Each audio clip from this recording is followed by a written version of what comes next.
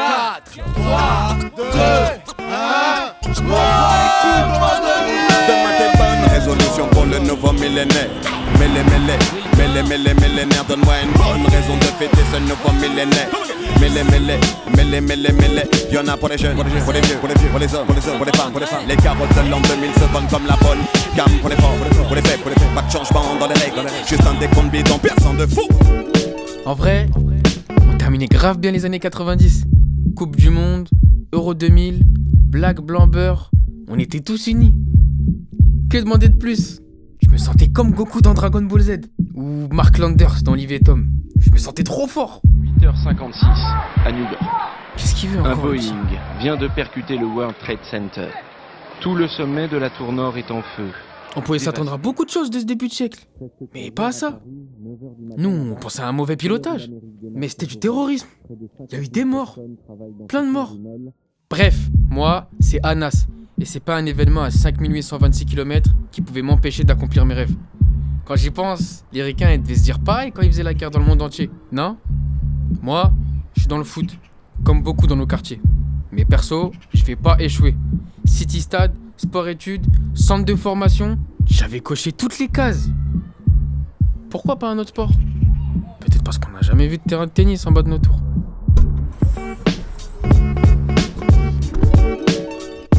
Je suis la star de la ville. Et lui là, c'est Jérémy. Et à deux, on est imbattable. On se voyait déjà passer du Vélodrome de Creil au Bernabéu. On voyait les choses en grand. Nous, ce qu'on voulait, c'était faire briller la ville. On voulait faire la une des magazines. Discipline, effort, talent. J'avais tout pour moi. J'étais déterminé. Et je comptais bien garder ma place de numéro 10. Mon esprit, il était verrouillé sur un seul objectif. Mettre le ballon au fond des filets. Crochet, passement de jambe, but. J'étais le patron sur le terrain. J'étais invincible en apparence.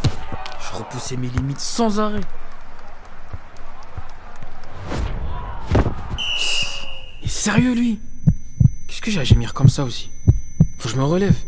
Pourquoi y a personne qui vient? Dis-leur de ramener la civière.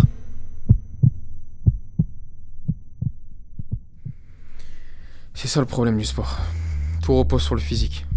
Une mauvaise blessure, et c'est 15 ans qui partent en fumée.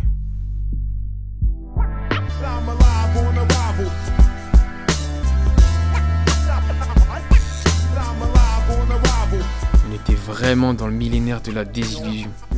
Et vu qu'un malheur n'arrivait jamais seul, on continuait de s'enfoncer. Énorme surprise, Jean-Marie Le Pen semble devoir être le second avec 17% des voix. Les avions s'étaient aussi crachés dans le cerveau des gens. Et notre idée de la France sortait sur blessure. On pensait tous qu'on allait rentrer au bled. Mais notre bled à nous, c'était ici. En l'espace de quelques temps, ma vie avait basculé. J'étais passé d'espoir de la ville à celui qui avait failli percer. Du coup, j'étais cloîtré chez moi. J'esquivais même Jérémy. J'assumais pas ma défaite. Mais Karim avait la solution pour me remonter le moral. Un bon gros kebab.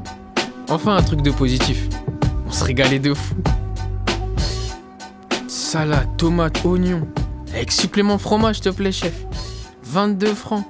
Ou 3,50 €. Ouais, parce qu'entre temps, on avait changé de monnaie aussi. L'euro remplaçait le franc. Chirac remplaçait Chirac. Bref, il était temps de se bouger. Et j'avais pas envie de devenir un poids pour ma famille. Malgré les quelques kilos que j'avais pris. Il y avait l'ancien, là, du coin. Il avait un kebab. Il m'aimait grave bien. Il suivait tous mes matchs. Du coup, j'étais devenu son assistant. Et je remplaçais le ballon rond par les boules de kebab. C'était usant, à force. Mais je me prenais en charge.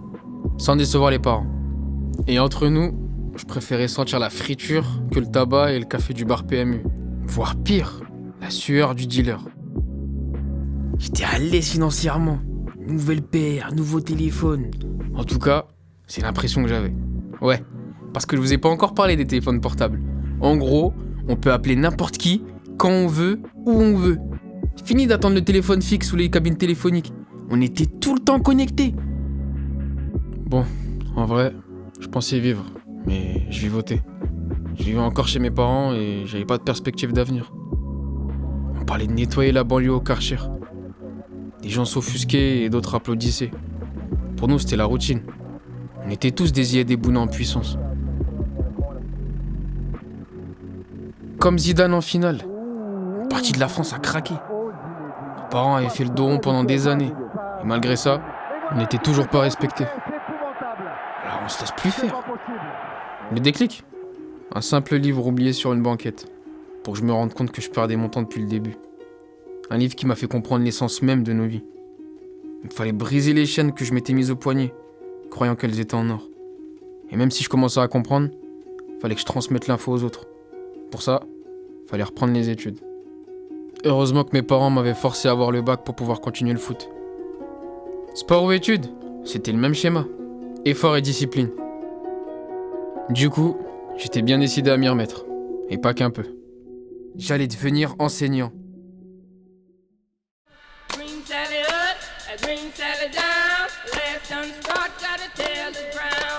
Sciences Po Paris, c'est une opportunité en or, Lydia. La voix de Margot résonnait encore dans ma tête. C'était surtout l'opportunité de réveiller mon stress et mon eczéma, ouais. Ce qui me faisait tenir, le sport. Pour décompresser, mais aussi repousser mes limites. Aller toujours plus haut jusqu'à la rupture et recommencer. Et puis je revenais à la réalité, remotivée. J'avais réussi ce concours et Margot avait été recalée. Je me retrouvais donc seule dans cette école prestigieuse et je revenais à la réalité le week-end. Pendant que mes camarades étaient là dans leur résidence secondaire, je devais scanner des articles jusqu'à la tendinite pour payer mes études. Encore un client relou, mais je gardais le sourire. Pourquoi j'ai ce sentiment de vide ? Quitter ma ville natale, rejoindre la capitale, c'était un rêve de jeune fille. J'aimais Creil, mais tout me paraissait petit maintenant. Je m'y sentais à l'étroit alors que ça me paraissait si grand quand j'étais enfant. Ici, j'avais le monde à portée de main. Mais il me manquait quelque chose. Je le voyais bien quand je les écoutais parler. Ils avaient un avis sur tout. Ils parlent de choses qu'ils ne connaissent pas. Les émeutes éclatent dans toute la France. Des voitures et des bâtiments sont brûlés. Début novembre, les violences se propagent à d'autres banlieues de la région parisienne. La police arrête plusieurs personnes, mais les émeutes gagnent l'ensemble du pays. Et je les entends encore me demander dans quel arrondissement de Paris se trouve Creil ?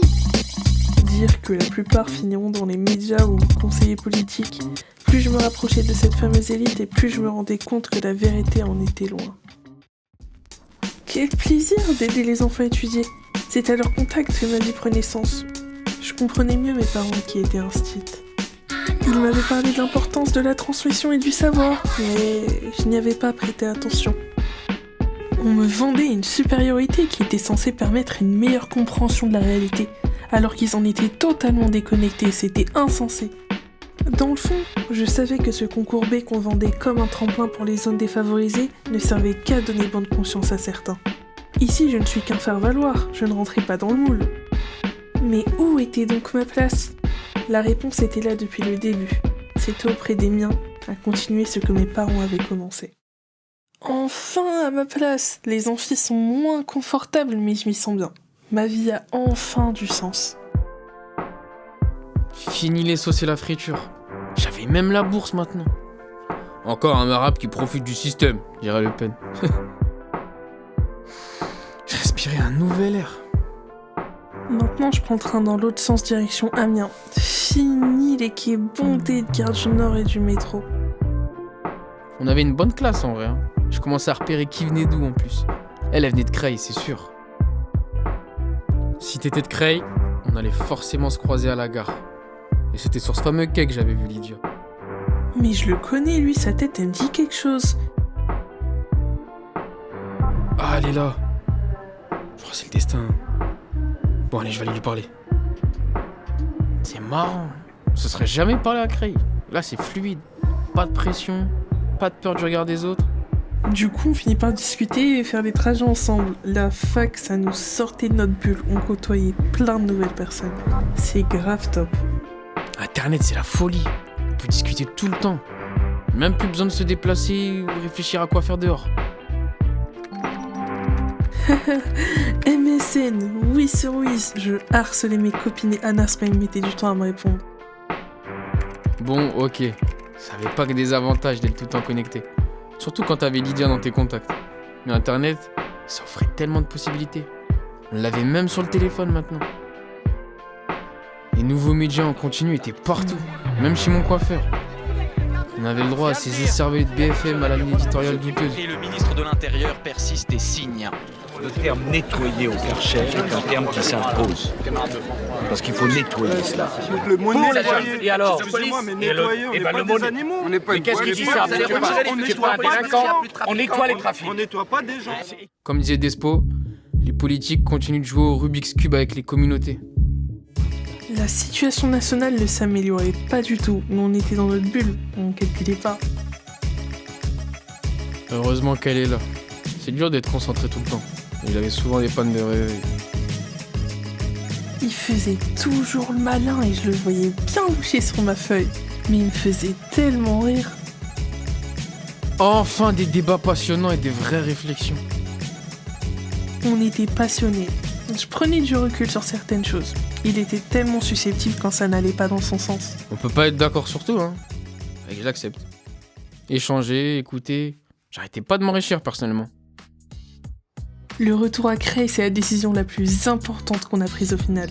C'était logique pour nous. Ouais, Creil c'est pas Miami. Mais c'est pas l'enfer qu'on voudrait nous faire croire, hein. Que tu sois à Sciences Po Paris, à Amiens ou au Qatar, oublie jamais d'où tu viens et garde la tête haute.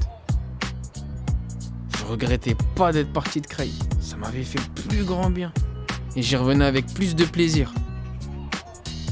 On se doit de transmettre des valeurs fortes et d'aider les jeunes générations à s'armer intellectuellement. On fera en sorte que les Creillois continuent de briller et d'être fiers de leur origine. Pour commencer ce journal de 20h, on reparle de l'équipe de France de football. C'est le journal L'Équipe qui révèle les propos insultants de la part de Nicolas Anelka envers son entraîneur Raymond Domenech. Qu'est-ce qu'ils vont nous sortir encore? Y'a comme un goût d'attentat, comme un goût de Bertrand Cantat, comme un goût d'entraque pendant l'entraque. Y'a comme un goût de foulec chez les mots, comme un goût de boulette sur les ondes. Alors ouais on déconne, ouais on étonne, non non, c'est pas l'école qui nous a dicté nos codes, non non. Génération non non. Alors ouais on déconne, ouais on étonne, non non, c'est pas l'école qui nous a dicté nos codes, non non. Génération non non. Y'a comme un goût de haine quand je marche dans ma ville, y'a comme un goût de gêne quand je parle de ma vie, y'a comme un goût d'aigreur chez les jeunes de l'an 2000, y'a comme un goût d'erreur quand je vois le taux de suicide. Me demande pas ce qu'il épouse à casser des vitrines. Je suis pas la mairie, je suis qu'une artiste en devenir, moi. Je suis qu'une boulette, me demande pas si j'ai le bac, j'ai que le rap et je l'embarque, je l'embrasse, je le macaque.